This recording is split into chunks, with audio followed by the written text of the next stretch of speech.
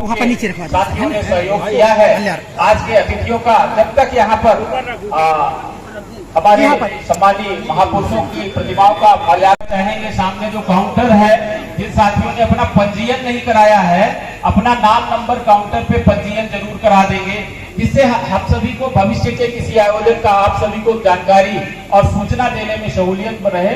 हमारे फोटोग्राफर साथी फोटो जरूर लेते हैं। अध्यक्ष ब्लॉक धर्मला छेलाल चौधरी जी, अध्यक्ष ब्लॉक सिरमौर बलराम सिंह जी, अध्यक्ष ब्लॉक देवा, राजकुमार वर्मा जी, अध्यक्ष ब्लॉक देवघर, राजधारी साकेत जी, अध्यक्ष ब्लॉक सीधी, रामलाल साकेत जी, अध्यक्ष ब्लॉक सिहावल, प्रभुदयाल प्रजापति जी, अध्यक्ष ब्लॉक मझौली, अरुण कुमार पटेल जी, अध्यक्ष ब्लॉक रामपुर नैकिन, राधेश्याम यादव जी, अध्यक्ष ब्लॉक कुसमी, राधिका प्रसाद साहू जी, अध्यक्ष ब्लॉक देव।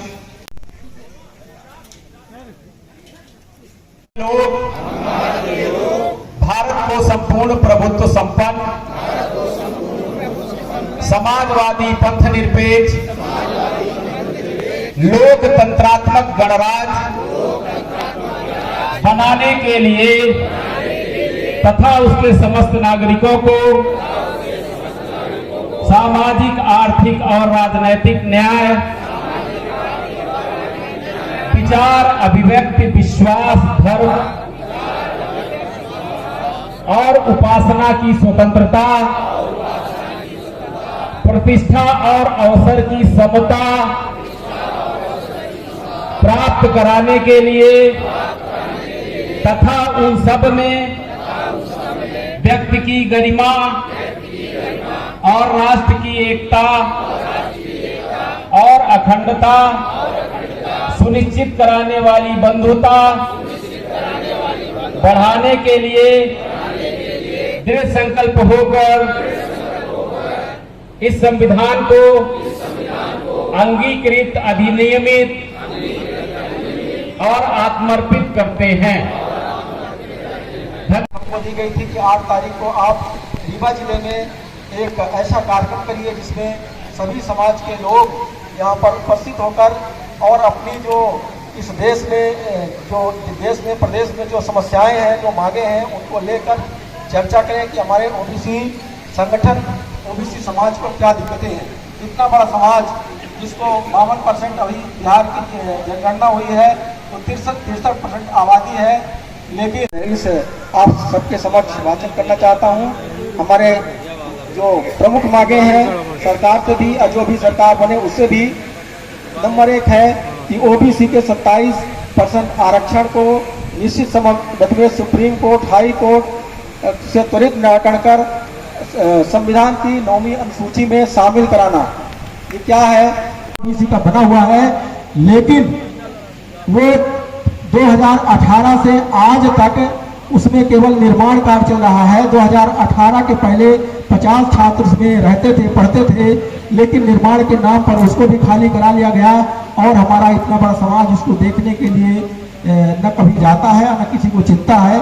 इसलिए हमारा इसमें निवेदन ये भी है कि समाज के लोग वहां पर जाकर देखें कि क्या हालत है और शासन प्रशासन से बात करें।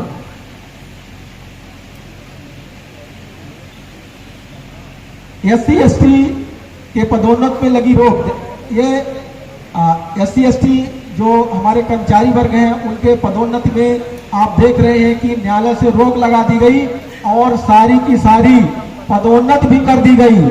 आप देख रहे हैं कि लाखों लोगों को विभिन्न विभागों में उच्च पद का प्रभाव दे दिया गया और आरक्षण को बगैर लागू किए नाम बदल दिया गया, लेकिन वो सारा पदोन्नति हो चुकी है। आप अच्छी तरह से समझ लें। समाज सजग न होते ये प्रवृत्ति पनपती।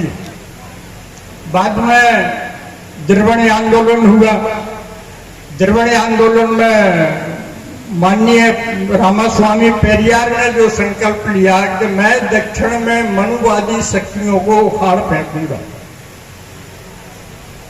और 67 के बाद से कांग्रेस जो वहां से गई, कांग्रेसी नहीं भाजपा और सभी मनुवादी पार्टियां आज तक वहां पर पनप नहीं पाई। परंतु वो द्रविड़ आंदोलन भी एक परिवार में सिमट गया। उस परिवार के विरोध में जो दूसरा गुट खड़ा ही 4 बार मुख्यमंत्री बन गई।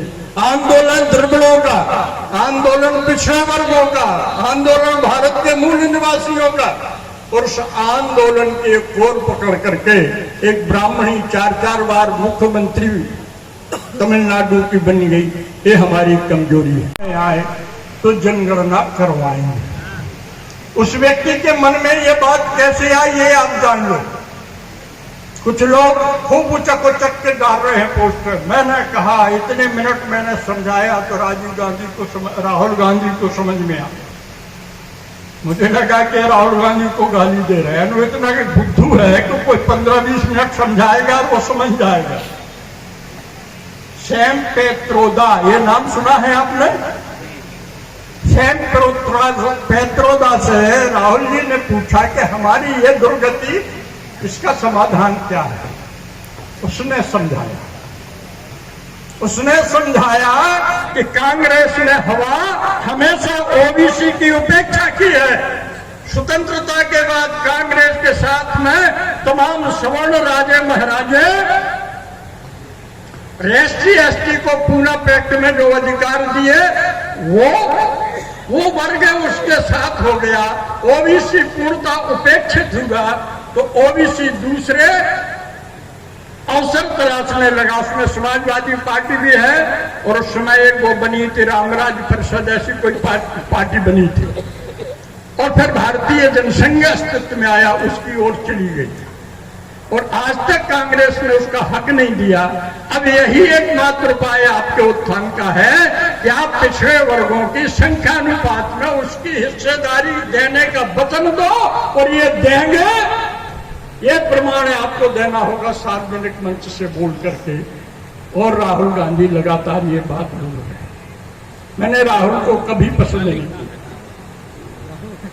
ये आ गया है, आपका समय समाप्त हो गया। ये बैठक हम लोगों ने विशेष आग्रह से बुलाई कि बिंदु क्या है, हमारा करणीय विषय क्या है। आपने नीचे से शुरू किया, यानी आपने सब कुछ तय कर लिया, हमें तो केवल सुनना है और फिर 2-4 बातें मीठी मीठी कह करके जाना। मित्रों, बिहार सरकार ने आपकी जातिगत जनगणना करा दी। राहुल गांधी कह रहे हम जातिगत जनगणना कराएंगे। भाजपा सरकार कह रही है पिछड़े वर्गों की जनगणना कराना महापाप है, देश को तोड़ देने वाले लोग हैं। 1947 में इस देश का विभाजन हुआ, बताओ कोई ओबीसी का उसमें शामिल था विभाजन में? क्या हम देश को तोड़ने वाले नहीं हैं। देश को तोड़ने वाले वो 52% लोग नहीं, वो 15% लोग ही हैं। और यदि जनगणना हो जाए तो वो 15% भी नहीं निकलेंगे, ये हम दावे से कह सकते हैं। इसलिए जनगणना करानी नहीं चाहिए। जिस तरह एक संकल्प ले लो 2 बातों के ऊपर, जो हमारी जनगणना कराएगा, संख्यानुपात में भागीदारी देगा, हम उसको वोट देंगे। ये तो आपको तय करना, वो लोग करोगे कि नहीं, संख्यानुपात में भागीदारी चाहिए कि नहीं। और ये भागीदारी शासकीय क्षेत्रों में, निजी क्षेत्रों में और संसदीय क्षेत्रों में भी हमको चाहिए। और दूसरा काम जो हम सबको मिलकर के करना है वो सारे पिछड़े वर्गों में एकता पैदा करना। भुवनेश जी ने कह दिया हम लोग तो किनारे के वृक्ष हैं, कब थपेड़े आ जाए और गिर जाए और बह जाए, परंतु उठना तो हमारे इस नौजवानों को लेकर के आगे बढ़ाना है। परंतु नौजवानों में एक परिमार्जित समाज के प्रति जिसकी निष्ठा हो, समाज को आगे बढ़ाने की जिद हो, सत्ता प्राप्त करके सारे विरोधियों को कुचल देंगे, ऐसी दुर्भावना रखने वाले व्यक्ति को हम नेतृत्व नहीं सौंप सकते। मैं इस आशा विश्वास के साथ एक संकल्प दिलाता हूं कि पिछड़ों की वोट पिछड़ों के साथ, ये संकल्प लेकर के जाइए। बोला ये संकल्प करोगे कि नहीं? और एक और बात खुली कहता हूं, भुवनेश जी को पसंद नहीं आएगी, किसी भी कीमत पर हम ब्राह्मण और बनियों को वोट नहीं देंगे। मैं क्यों कह रहा हूं? 1952 से लेकर के 2023 तक आपके हक अधिकार के खिलाफ लगाई गई याचिका केवल और केवल इन दो जातियों की है।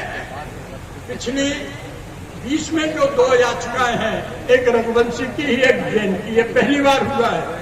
अन्यथा ब्राह्मण और वैष्णव बनिया ही हमारे खिलाफ जाते रहे, उनका हमारा कोई विरोध नहीं।